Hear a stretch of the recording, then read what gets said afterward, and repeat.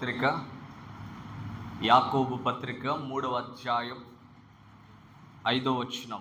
యాకోబు పత్రిక 3వ అధ్యాయం 5వ వచనం. అలాగుననే నాలుక కూడా చిన్న అవయవమైనను బహుగా అదిరిపడును. ఎంత కొంచెము నిప్పు ఎంత విస్తారమైన అడవిని తగులబెట్టును. నేను మరలా చదువుతున్నాను. అలాగనే నాలుక కూడా చిన్న అవయవమైనను బహుగా అదిరిపడును. బహుగా అదిరిపడును. ఏది అదిరిపడిద్దంట? నాలుక. అదిరిపడు అన్న దగ్గర ఫుట్ నోట్లో ఏముందో చూడండి, కింద అతిశయం పడుతుంది. నాలుక చిన్న అవయవమైనను అది బాగా అతిశయపడుతుందంట. అతిశయపడేటట్లు మన నాలుక చేస్తుందంట. అతిశయం అంటే ఏంది?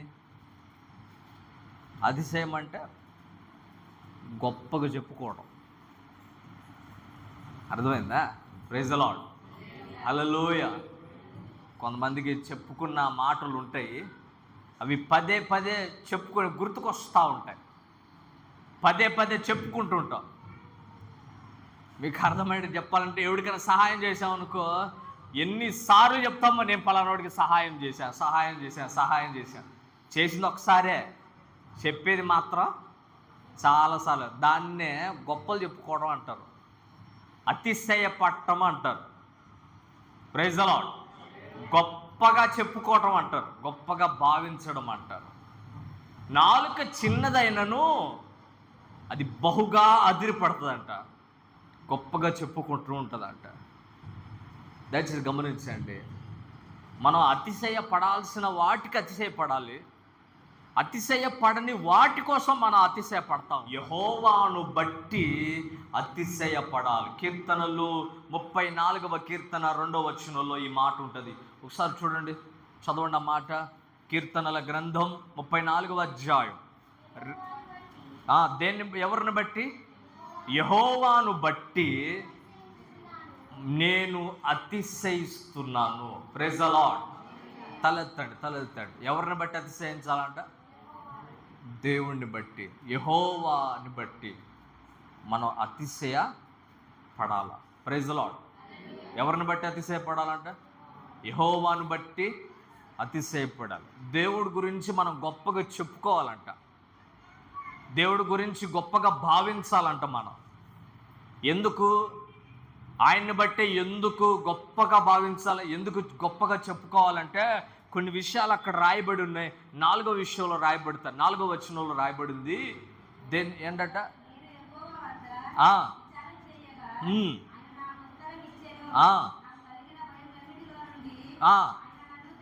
మన దేవుడు దేని నుంచి తప్పిస్తున్నాడట? భయములన్నిట్లో నుంచి ఆయన నన్ను తప్పిస్తున్నాడు. అందుకు అతిశయపడాలి. మన దేవుడు మన పక్కనుంటే భయపడాల్సినంత అవసరం లేదు. Praise the lord. యెహోవాను బట్టి మనం అతిశయపడాలి. మన దేవుడు భయాలన్నిట్లో నుండి విడిపించగలిగిన వాడు, తప్పించగలిగిన వాడు. హల్లెలూయా. 5వ వచనం. ఆయన వారి తట్టు చూడగా వారికి వెలుగు కలిగెను, వారి ముఖము ఎన్నడును సిగ్గుపరచబడకపోవును, లజ్జపరచక పోవును అని రాయబడింది అక్కడ. సిగ్గు కలగదంట. ఆయన వెలుగులో నడుస్తున్నంత కాలం నడిచిన వాడికి సిగ్గు కలగదు.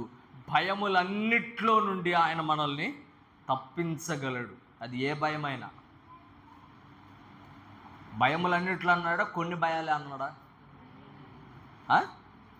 మనం అన్ని విషయాలలో భయపడతాం. కొన్నిసార్లు మరణ విషయంలో భయపడతాం, దెయ్యాలకు భయపడుతుంటాం, రోగాలకు భయపడుతుంటాం, మరణానికి భయపడుతుంటాం. కానీ ప్రభు చెప్తున్న మాట, ఆయన మనతో ఉండగా భయములన్నిట్లో నుండి ఆయన మనల్ని తప్పిస్తాడు, మనల్ని వెలుగులో నడిపిస్తాడు. 6వ వచనం.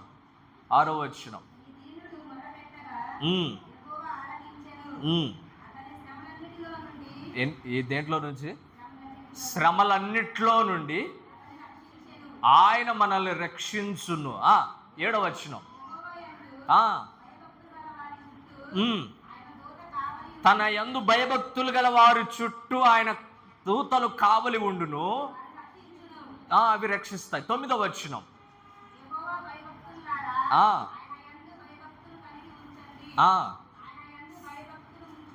ఆయన యందు భయభక్తులు గలవానికి ఏమీ కొదువ లేదు.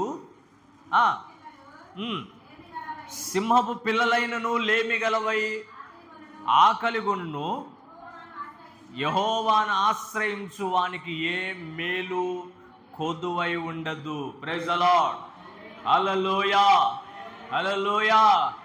ఇవన్నీ ఒక్కొక్కళ్ళు చేసేది కాదు. భయాలన్నిట్లో నుండి విడిపిస్తాడు, శ్రమలు రాకుండా తప్పిస్తాడు, మంచివారిగా మారుస్తాడు, దూతల్ని కావలి ఉంచుతాడు, ఏ మేలు కొదువై ఉండదు. చివరికి సింహపు పిల్లలైన ఆకలితో పడుకుంటే ఏమో కానీ ఆయనను ఆశ్రయించు బిడ్డలకు ఏ మేలు కొదువై ఉండదు. దేవునికి స్తోత్రం. హల్లెలూయా. వాళ్ళ సింహపు పిల్లలైన పస్తు పడుకుంటాయేమో కానీ తనను ఆశ్రయించిన బిడ్డల్ని ఆయన పస్తు పడుకోబెట్టేవాడు కాదు. జ్ఞాపకం చేస్తాను, 2 కొరింథీ పత్రిక 8వ అధ్యాయం 24వ వచనం చూడండి ఒకసారి. 2 కొరింథీ 8:24.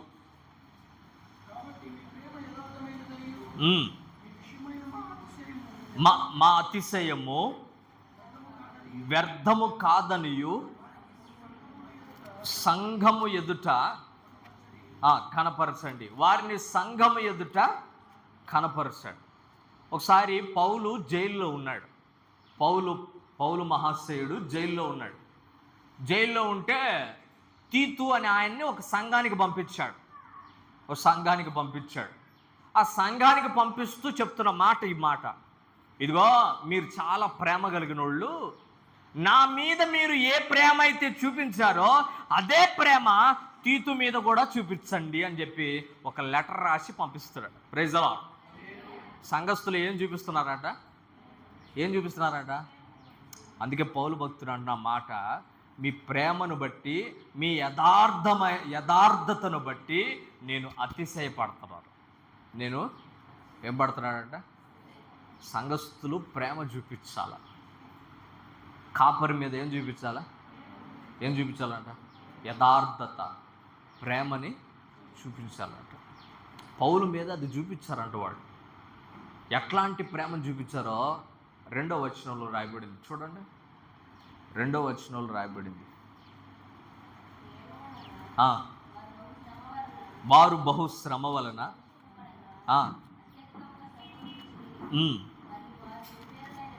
వాళ్ళు నిరుపేదలైనను వారి దాతృత్వ గుణం బహుగా విస్తరించెను.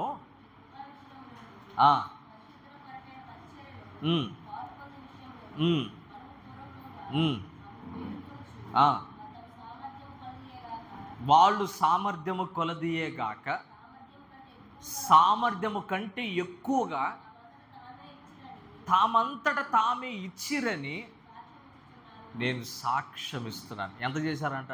వాళ్ళ సామర్థ్యం కంటే, అసలు వాళ్ళు పౌలు భక్తుడు ఊహించిన దానికంటే వాళ్ళకు లేదు, అయినప్పటికీ కూడా ఇచ్చారంట. అందుకే పౌలు భక్తుడు సాక్ష్యం ఇస్తున్నాడు, మీరు నా మీద ప్రేమ చూపించారు, అదే ప్రేమను తీతు మీద కూడా చూపించాడు. దేవునికి స్తోత్రం. కరోనా టైంలో నర్సాపేటలో ఒక పాస్టర్ గారు ఉన్నాడు. నర్సాపేటలో చాలా సంవత్సరాలు పరిచర్య చేశాడట. అయితే కరోనా వచ్చింది పాప ఆయనకి. హాస్పిటల్కి తీసుకెళ్ళారు. సంఘస్థులండి ఎంత ప్రేమించారంటే హాస్పిటల్లో 15 లక్షలు అయిందంట. 15 లక్షలు సంఘస్థులే కట్టారట. అందరు కలిసి, చిన్న సంఘమే, పెద్ద సంఘమేం కాదు, ఉద్యోగస్తులేం కాదు, బాగా ఉన్నవాళ్ళ అనుకుంటే వాళ్ళేం కాదు, కానీ తన సేవకుడిని బతికించుకోవాలన్న తాపత్రయం మీద అందరూ కలిసి పోగేస్తే ఎంత ఖర్చు అయిందంటే హాస్పిటల్కి 15 లక్షలు ఖర్చు అయిందట. వాళ్ళు బిల్లు కట్టి పాస్టర్ గారిని బయటికి తెచ్చుకున్నారు. తెచ్చుకున్న కొన్నాళ్ళకి పాస్టర్ గారు చనిపోయాడు. ఆయన సమాధి ఖర్చు కోసం అని చెప్పి 2 లక్షలు పోగేశారట. దేవునికి స్తోత్రం, హల్లెలూయా. సేవకుడు అట్లాంటి సంఘాన్ని వదిలిపెడతాడా? అంత ప్రేమించే సంఘాన్ని సేవకుడు వదిలిపెడతాడా?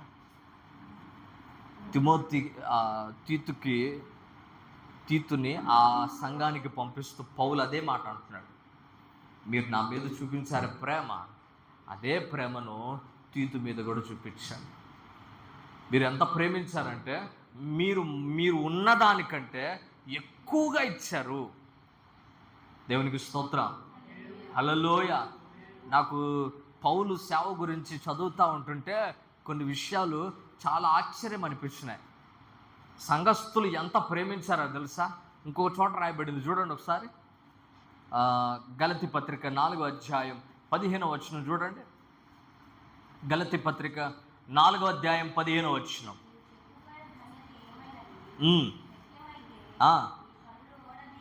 సఖ్యమైతే మీ కన్నులు ఊడబీకి మీరు నాకు ఇచ్చేసేవాళ్ళు. చాలు. ఒకసారి అపోస్తలుడైన పౌలుకి కన్ను బాగలేదంట, కన్ను పుసిగారుతా ఉందట. పాస్టర్ గారు చూస్తే ఇప్పుడు కళ్ళు పుసిగారుతా ఉన్నాయి. ఇప్పుడు పాస్టర్ గారిని ఎట్లా చూస్తారు వాళ్ళు? కొంతమంది సంఘస్థులు ఎడ చూస్తారు? అసహ్యంగా చూస్తారు. పాస్టర్ గారు ఏంది అట్లా ఉన్నాడు ఏంటి అని అసహ్యంగా చూస్తారు. కానీ గలతీ సంఘం అంట, ఆ పై వచనాన్ని చదివితే, ఒకవేళ నాకున్న రోగాన్ని బట్టి మీరు నన్ను అసహించుకుంటారేమో అనుకున్నాను, కానీ మీరు నన్ను ఎంత ప్రేమించారో తెలుసా? అవసరమైతే మీ కన్నులు పీకి నాకు ఇచ్చేవాళ్ళు అని అన్నాడు. ప్రైజ్ ది లార్డ్, హల్లెలూయా. చూడండి పౌలు సేవ ఎలా ఉందో, పౌలు సంఘస్థులు ఎలా ఉన్నారో దయచేసి గమనించాలి. ఉన్నదానికంటే ఎక్కువ ఇచ్చారు. 2, అవసరమైతే కన్నులు బీకే అంత త్యాగం చేస్తున్నారు. 3వది ఏం తెలుసా? ఒకసారి గమనించండి. అపోస్తలుల కార్యం 20వ అధ్యాయం 29వ వచనం ఒకసారి చూడండి.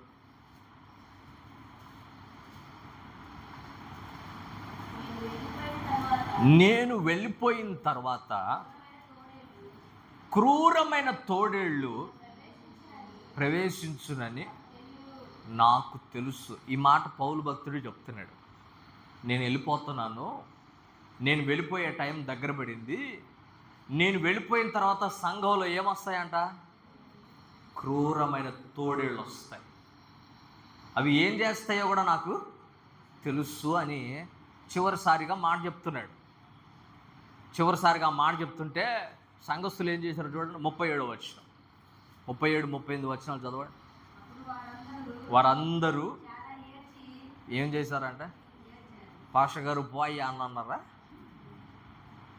ఎందుకులే నాయన చేసింది అసలే, ఇంక పోనాయన అన్నారా? ఏం చేశారు? సంఘస్థులందరూ కలిసి ఏడ్చి, ఇంకా మీరు ఇక మీదట నా ముఖము చూడరని అతడు చెప్పిన మాటలను బట్టి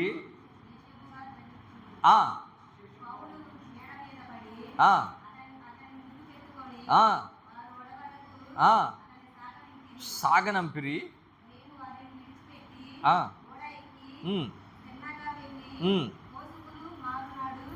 అక్కడ ఒక మాట ఉంది, వాళ్ళు బహుగా దుఃఖించిరి అని మాట ఉంది చూడండి. బహుగా ఏం చేశారంట? దుఃఖపడ్డారట. వాళ్ళు ఏడ్చారంట, బహుగా దుఃఖపడ్డారట. దేవునికి స్తోత్రం. అంతగా ప్రేమించే సంఘస్థులు ఉంటే పాస్టర్ గారు వదిలి పెడతాడా? దేవునికి స్తోత్రం, హల్లెలూయా. కొంతమంది పాస్టర్లు పోతుంటే పోనీ దరిద్రం పోయింది. సేవకుడు అంటే విశ్వాసులు ఏం చేయాలి? సేవకుడిని ప్రేమించి అంతగా చూడాలి, వాళ్ళు ఏడవాలి. దేవునికి స్తోత్రం. నేను అప్పుడప్పుడు మిమ్మల్ని గమనిస్తూ ఉంటాను. నేను వచ్చిన సంవత్సరం ఇప్పుడు 13 సంవత్సరాలు అయింది నేను వచ్చి. ఒక సంవత్సరం చేశాను, సంవత్సరం తర్వాత నన్ను మధ్యరాలు వేశారు, సదమాగులో వేశారు. వేసినప్పుడు కొంతమంది ఇక్కడ కొంతమంది ఉన్నారు, కొంతమంది లేరులేండి. ఆ బోడెమ్మ ఉందా, పంచలో కూర్చుంటే పైన పడి మరీ ఎడుతుంది. ప్రైజ్ లార్డ్, హల్లెలూయా హల్లెలూయా. పైన పడి మరీ పాస్టర్ గారు పోవద్దయ్యా అంటే నేనేం చేశాను? పోవద్దయ్యా. విషయం ఏంటంటే అన్నం తినకుండా ఆటో వేసుకొని ఇక్కడ నుంచి బయలుదేరి వెళ్ళిపోయారు. మళ్ళీ వాళ్ళు వచ్చేసరికి మళ్ళీ సాయంత్రం అయింది. సాయంత్రం దాకా వాళ్ళు అన్నం తినలే, ఏడుస్తానే ఉన్నారు. ఆ రోజు ఏడ్చారు, మళ్ళీ మొన్న ఏడ్చారు. విషయం ఏంటంటే నేను ఎందుకు ఈ మాట చెప్తున్నానంటే, మీ ప్రేమ తగ్గిందా అంటే ప్రేమ ఏమీ తగ్గల. దేవునికి స్తోత్రం. మొన్న మా పాస్టర్ గారు ఒక ఆయన, మాతో పరిచయం చేసే పాస్టర్ గారు ఒక ఆయన హాస్పిటల్కి వెళ్ళాడు. తలలో నీరుంది, ఆపరేషన్ చేశారు. అయితే ఆ ఆపరేషన్ చేసిన కొద్ది రోజులకే మళ్ళీ అది నీరు రావడం, వాపు రావడం, పగిలిపోయే స్టేజీకి రావడం జరిగింది. డాక్టర్లు చెప్తున్న పగిలితే చచ్చిపోతారని చెప్పి డాక్టర్లు చెప్తున్నారు. అదే టైంలో ఆయనకి ఇంకొక 2-3 రోగాలు వచ్చినాయి, వెంటనే రోగాలు వచ్చినాయి. పాపం పాస్టర్మ ఒక్కతే హాస్పిటల్లో ఉండి చూసుకుంటా ఉంది. సంఘస్థులు ఏం చేశారో తెలుసా? మొన్న వచ్చి సాక్ష్యం చెప్తున్నాడు పాస్టర్ గారు. ఆ పాస్టర్ గారు వచ్చి సాక్ష్యం చెప్తున్నాడు. ఒక తల్లి కదిలితే హాస్పిటల్ దగ్గరకు రావడం పోవటం. విషయం ఏంటంటే ప్రతిరోజు పాస్టర్ గారి కోసం ఇంట్లో కూర్చొని ఏడుస్తూ ప్రార్థన చేస్తుందట. దేవునికి స్తోత్రం, హల్లెలూయా. దగ్గరకు వచ్చి ఏడవటం కాదు, పాస్టర్ గారు లేకపోయినా ఇంటికాడ కూర్చొని పాస్టర్ గారి కోసం ఏడుస్తూ ప్రార్థన చేసిందంటే పాస్టర్ గారిని సంఘస్థులు ఎంత ప్రేమిస్తున్నారో అర్థం కావాలి. ఆయన ఇంటికి వచ్చి ఆయన అక్కడికి వచ్చి సాక్ష్యం చెప్తున్నాడు. మా ఓళ్ళు కూడా నన్ను అంతగా ప్రేమించలేదు. ఒక్కడు కూడా హాస్పిటల్కి వచ్చి చూసిన బాపతి పోలా, ఏడ్చిన బాపతి పోలా. కానీ నేను ఎవరో తెలియని నా సంఘస్థులు, నేనెవరో తెలియని నా మేడం గారు నన్ను అంతగా ప్రేమించిందని ఆయన సాక్ష్యం చెప్తున్నాడు. దేవునికి స్తోత్రం. అలాంటి వాడు దొరికితే ఎవడన్నా వదిలిపెడతాడా? దేవునికి స్తోత్రం, హల్లెలూయా. సంఘస్థులు అలా ఉండాలి. ఇంకొక మాట గమనించండి, రోమాపత్రిక 16వ అధ్యాయం 4వ వాక్యం. రోమాపత్రిక 16వ అధ్యాయం 4వ వచనం. ఇంకో సంఘస్థులు ఎలా ఉన్నారు చూడండి.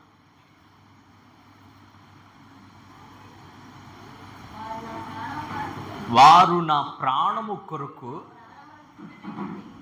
వాళ్ళ ప్రాణం ఇవ్వటానికి కూడా తెగించారు. ఎవరాళ్ళు? పై వచనం చదవండి, 3వ వచనం.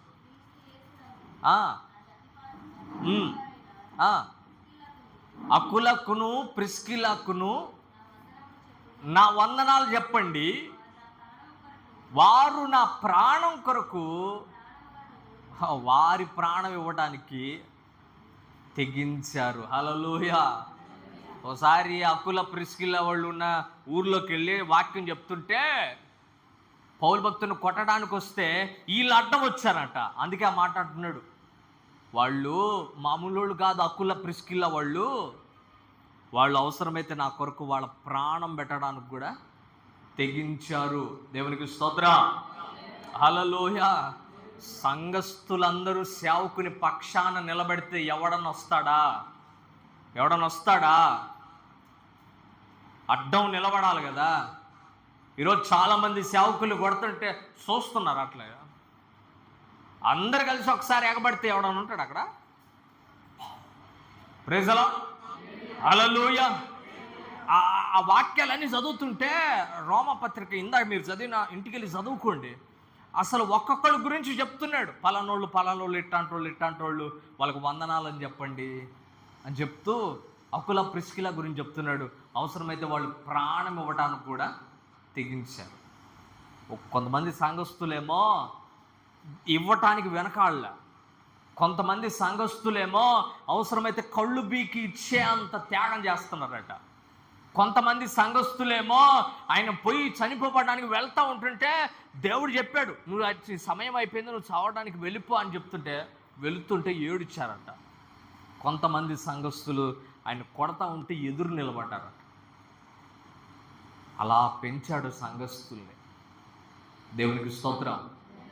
అందుకు పౌలు భక్తుడు చెప్తున్న మాట, సంఘస్థుల ప్రేమను బట్టి నేను అతిశయపడుతున్నాను. గొప్పగా చెప్తున్నాను, నాకు ఇట్లాంటి సంఘస్థులు ఉన్నారు అని గొప్పగా చెప్తారండి.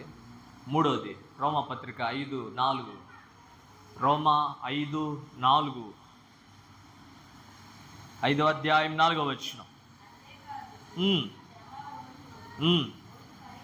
శ్రమ ఓర్పును, ఓర్పు పరీక్షను, పరీక్ష నిరీక్షణను కలుగజేయనని ఎరిగి దేంట్లో శ్రమల యందు అతిశయ పడండి. అదేం పాస్టర్ గారు, శ్రమలు వస్తే గొప్పగా చెప్పుకోమంటావేంది అంటారమ్మ. శ్రమ వస్తే కూడా గొప్పగా చెప్పుకుంటాడా? చెప్పాల. శ్రమలు వస్తే ఇవ్వడం గొప్పగా చెప్పుకుంటాడా? గొప్పగా భావించుకుంటాడా? కానీ బైబిల్ చెప్తుంది, శ్రమ వచ్చిందా నువ్వు గొప్పగా అతిశయపడమన్నాడు. ఎందుకు అతిశయపడాలా? శ్రమ వస్తే మనకు కలిగే మేలేంటి? శ్రమ రావాలా. ఏ సేవకుడైనా చెప్పే మాట నేను తెలుసా, దేవుని దగ్గరకు వస్తున్నావంటే అది పూల బాట కాదు. మరి ఏ బాట? ముళ్ళ బాట అని చెప్తాడు. ఏ బాట? ముళ్ళ బాట. కళ్ళు మూసుకొని నడిచామనుకో, కాళ్ళకి ఏం గుచ్చుకుంటే జాగ్రత్తగా చూసి కాలు పెడితే జాగ్రత్తగా పోతావు. ఇది ముళ్ళ బాట, పూల బాట మాత్రం కాదు. కానీ శ్రమల యందు మీరు అతిశయపడాలి. ఎందుకు అతిశయపడాలా? నేను మంచి మాటలు చెప్తాను, గుర్తుపెట్టుకోండి. అదే రోమా పత్రిక 8వ అధ్యాయం 17వ వచనంలో ఉంది. శ్రమ పడితే ఏమొస్తుందో చూడండి ఒకసారి. మీరు శ్రమ పడిన ఎడల వారసులు, చదవండి అన్నమాట.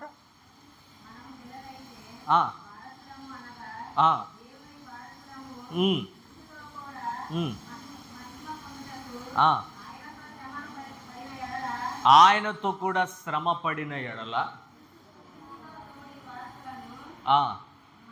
తలెత్తండి చెప్తాను.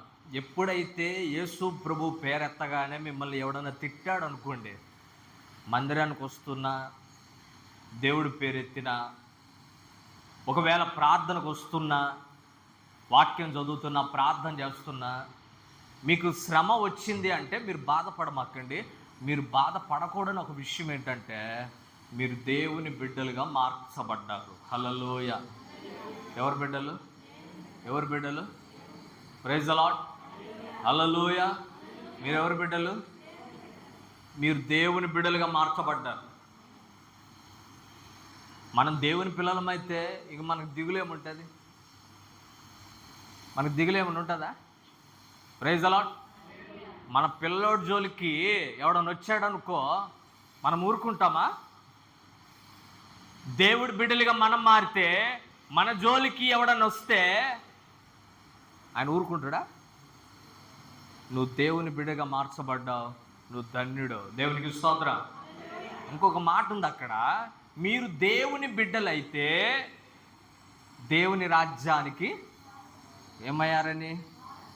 మీరు దేవుని బిడ్డలైతే శ్రమ వచ్చింది, ఇప్పుడు మీరు దేవుని బిడ్డగా మార్చబడ్డారు. మీరు దేవుని బిడ్డగా మార్చబడితే మీరు పరలోక రాజ్యానికి వారసులైనట్టే. మీకు టికెట్ కన్ఫామ్ అయిందని అర్థం. Praise the Lord. హల్లెలూయా. బాధపడమాకండి. మీకు పరలోకంలో టికెట్ బుక్ అయింది అని అర్థం. Praise the Lord. హల్లెలూయా. వాడు తిడితే నవ్వండి, ఇబ్బంది ఏం లేదు. ఒరే నువ్వు తిట్టడం వల్ల నాకు పరలోకంలో స్థలం వచ్చిందని చెప్పుకోండి. దేవునికి స్తోత్రం. హల్లెలూయా.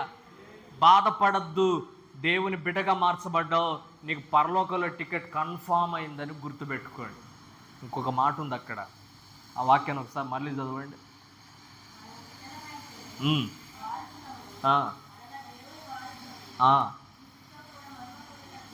క్రీస్తుతో కూడా మహిమ పొందినప్పుడు ఆయనతో శ్రమపడిన ఎడల క్రీస్తుతోటి వారసులము, ఆయన ప్రత్యక్షము కాబోవు మహిమ ఎదుట ఈ కాలపు శ్రమలు ఎన్నదగినవి కావని. ఈ మధ్య కొడుతున్నారు కదా, కొడుతున్నారు, దెబ్బలు తగులుతున్నాయి, అప్పుడప్పుడు దెబ్బలు కనపడతా ఉన్నాయి. అయితే గొప్ప విషయం ఏంటో తెలుసా, ఇవన్నీ ఆయన వస్తాడు కదా, ఆయన వచ్చినప్పుడు అవన్నీ బయట కనపడతాయంట, బయటకి కనపడతాయంట. మహిమను పొందుకున్నప్పుడు, మహిమ చేత నింపబడ్డప్పుడు ఆ గాయాలన్నీ కనబడతాయి. అప్పుడు ఒక్కొక్కడు గుర్తుపడతాడు, అరే నువ్వు ఇన్ని దెబ్బలు తిన్నావా, ఇన్ని బాధలు పడ్డావా అని. దేవుడు మహిమతో వచ్చినప్పుడు ఆ గొప్ప విలువ తగులుతుంది. అందుకే అక్కడ రాయబడింది, ఈ కాలపు శ్రమలు ఎన్న తగినవి కావు. యశ్వన్ గారు పాట రాసుకున్నాడు కదా, మనం పాడుకుంటాం. నీవు నాకిచ్చే మహిమ ఎదుట ఇవి ఎన్న తగినవి. పదం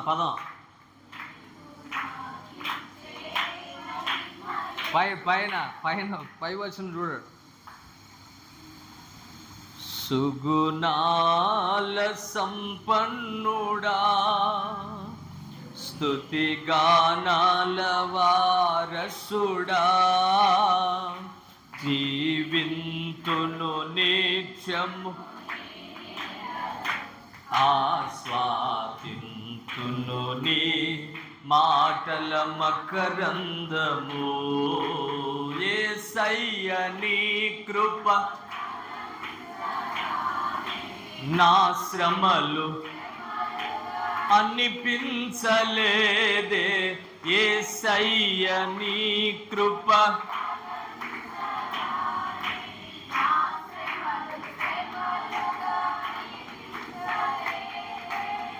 నీవు నాకిచ్చే మహిమ ఎదుట ఇవి ఎన్న తగినవి కావే. నీవు నాకిచ్చే మహిమ ఎదుట ఇవి ఎన్న తగినవి కావే. హల్లెలూయా. ఈ పదం ఎందుకు పెట్టుకున్నాడు తెలుసా? ఈ వచనాన్ని బట్టి పెట్టు. ఒకరోజు నేను పడ్డ కష్టాలన్నీ మర్చిపోయే రోజు ఒకరోజు వస్తుంది. పడ్డ కష్టాలకు ప్రతిఫలం ఒక రోజున వస్తుంది. ఈ కాలపు శ్రమలు ఆ రోజున తలుచుకుంటే ఇవి ఎన్న తగినవి కావు అని రాసుకున్నాడు. దేవునికి స్తోత్రం. తగిలిన దెబ్బలన్నిటికీ దేవుడు ఒక రోజున ప్రతిఫలం ఇస్తాడు. ఇంకొక మాట ఉంది చూడండి ఒకసారి. యాకోబు పత్రిక 1వ అధ్యాయం 12వ వచనం. యాకోబు పత్రిక 1వ అధ్యాయం 12వ వచనం. శోధన సహించువాడు ధన్యుడు, శోధనకు నిలిచిన వాడై తన్ను ప్రేమించు వారికి వాగ్దానం చేసిన జీవ కిరీటము. ఏ కిరీటం పొందుతారు? శ్రమ వచ్చిందా, శోధన వచ్చిందా, భయపడమాక, నీ కొరకు అక్కడ కిరీటం రెడీగా ఉంది. Praise the lord. నీ కొరకు కిరీటం రెడీగా ఉంది. దేవునికి స్తోత్రం. హల్లెలూయా. శోధన శ్రమలు పడ్డవాడికి దేవుడు అక్కడ జీవ కిరీటాన్ని ఇస్తాడట. జీవ కిరీటాన్ని ఇస్తాడని చెప్తుంది. మనకు అక్కడ కిరీటం ఉందని గొప్పగా ఫీల్ అవ్వండి.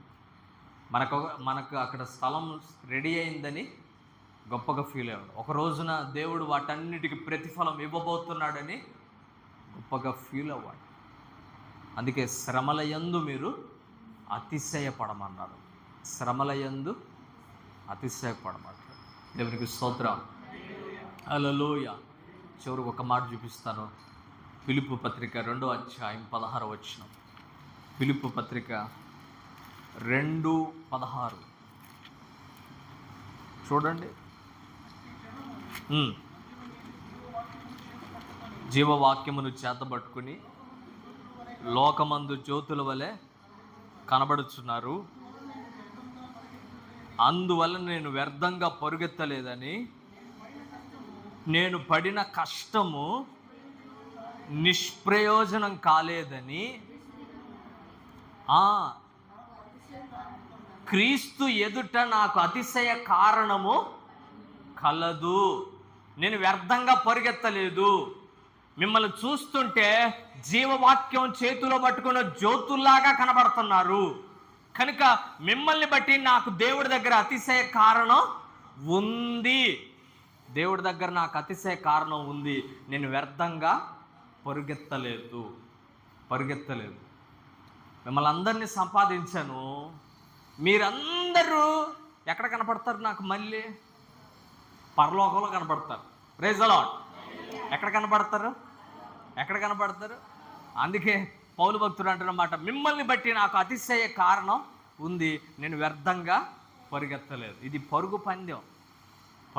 సేవ అంటే పరుగు పందెం. కాళ్ళు నొప్పులు వస్తాయి, ఒళ్ళు అలిసిపోద్ది, శ్రమలు వస్తాయి, కష్టాలు వస్తాయి, నిందలు వస్తాయి, అవమానాలు వస్తాయి, బాధలు వస్తాయి, దరిద్రత వస్తుంది. ఎన్ని వచ్చినా పౌలు భక్తుడు చెప్తున్నాడు, నేను వ్యర్థంగా పరుగెత్తలేదు. మిమ్మల్ని బట్టి నాకు అతిశయ కారణం ఉంది. దేవునికి స్తోత్రం. ఉదాహరణకు ఒక మాట చెప్తాను. ముందు ఇక్కడ సుబ్బారావు పాస్టర్ గారు పనిచేశాడు. ఇప్పుడు ఆయన చనిపోయాడు. దేవుడి దగ్గరికి వెళ్ళిపోయాడు. సరే, సుబ్బారావు పాస్టర్ గారు ఉన్న టైంలో కొంతమంది ఉన్నారు కదా మనోళ్ళు, కొంతమంది ముసలోళ్ళు ఉన్నారు. మాలచమ్మ గారే ఉంది, ఆయన అంటే ఇష్టం. ఇప్పుడు ఆ మాలచమ్మ గారు కూడా ఎక్కడున్నారు? సుబ్బారావు పాస్టర్ గారిని చూసిందనుకో, మాలచమ్మ గారు పరలోకంలో ఏం చేస్తారు? పాస్టర్ గారు హాయ్ టాటా అంటుందా, లేకపోతే దగ్గరకు పోయి పలకరిస్తుందా? Praise the Lord. హల్లెలూయా. ఆమెకు తెలిసిన పాస్టర్ గారులు అందరినీ పలకరిస్తుంది, ఖచ్చితంగా పలకరిస్తుంది, దగ్గరకు పోతుంది, వందనాలు చెప్తుంది, చేతులు పట్టుకుంటుంది. అయ్యా నేను కూడా వచ్చాను, నువ్వు కూడా వచ్చావా? ఆనందం కలగదా? అందుకే పౌలు భక్తుడు అంటాడు, మిమ్మల్ని బట్టి నాకు అతిశయ కారణం ఎక్కడుంది? పరలోకంలో ఉంది. అందరం వెళ్తాం. ఒకరోజు నేను పోతాను, మీరు పోతారు, అందరం పరలోకంలో కలుసుకుంటాం. అవునా కదా? అప్పుడు కనపడ్డా ఇట్లా అంటారా మీరు కూడా? ఓ టాటా పాస్టర్ గారు ఎవడట అనుకోడు. ఖచ్చితంగా దగ్గరికి వెళ్తారు, పలకరిస్తారు, అవసరమైతే చెయ్యి పట్టుకుంటారు, వాటేసుకుంటారు, ముద్దు పెడతారు, సంతోషిస్తారు. దేవునికి స్తోత్రం. హల్లెలూయా. వీళ్ళందరిది ఒక ఎత్తు అయితే యేసయ్య కనపడతాడు, యేసయ్య దగ్గర పరిగెత్తుతారు.